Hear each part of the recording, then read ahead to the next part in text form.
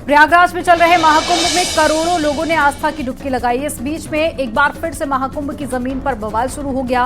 बागेश्वर धाम के धीरेन्द्र शास्त्री के एक बयान पर सियासी घमासान मचा हुआ है। धीरेन्द्र शास्त्री का कहना है कि जो कह रहे हैं कि महाकुंभ की जमीन पर वक्फ बोर्ड है, वो सुन लें। ये जमीन उनके अब्बा की नहीं, ये जमीन हमारे बब्बा की है। जो जमीन उनको मिली वो भी हमने दी है। धीरेन्द्र शास्त्री के बयान पर मौलाना साजिद रशीदी ने पलटवार किया है। क्या कहा उन्होंने, इस रिपोर्ट में देखिए।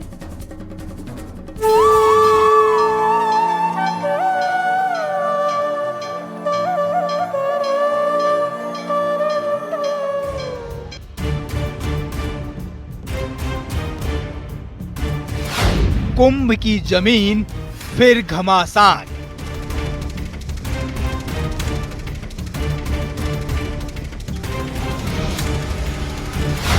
अब्बा की नहीं, बब्बा की जमीन। उनका उनसे कह दो कि तुम्हारे अब्बा की नहीं है, ये हमारे बब्बा की है।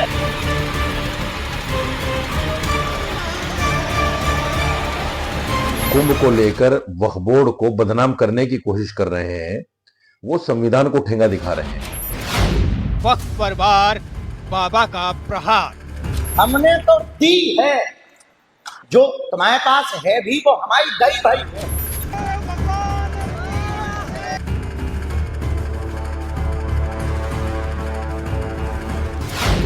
अब तो अब्बा तक पहुंच गई बात।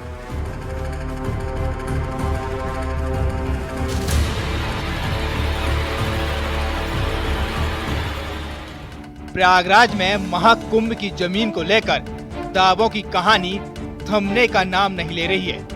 वक्फ बोर्ड ने इस जमीन पर अपना दावा किया तो बाबा धीरेन्द्र शास्त्री ने वक्फ बोर्ड को आईना दिखा दिया। आप भी सुनिए बाबा धीरेन्द्र शास्त्री ने क्या कहा। एक भाई साहब अभी बयान दे रहे थे, बोले ये जो कुंभ की भूमि है, ये जो है वक्फ बोर्ड की जमीन है। हमें खबर मिली, फोन आया कि गुरुजी ये तो वक्फ बोर्ड की जमीन है।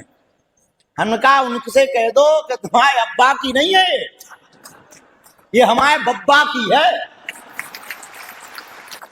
क्योंकि इस्लाम धर्म का प्रारंभ भारत से नहीं हुआ, अरब देश से हुआ।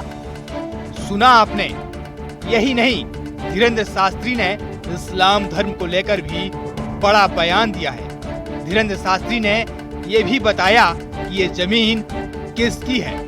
और भारत तो गोपाल की भूमि है, तो यहाँ तो सब गोविंद जी का है।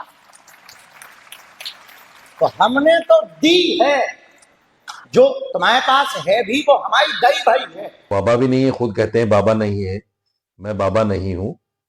और जिस तरह से वो पूरी महफिल में लाखों लोगों के सामने जिस तरह का ढोंग करते हैं, पाखंड करते हैं, उसको सारा देश जानता है।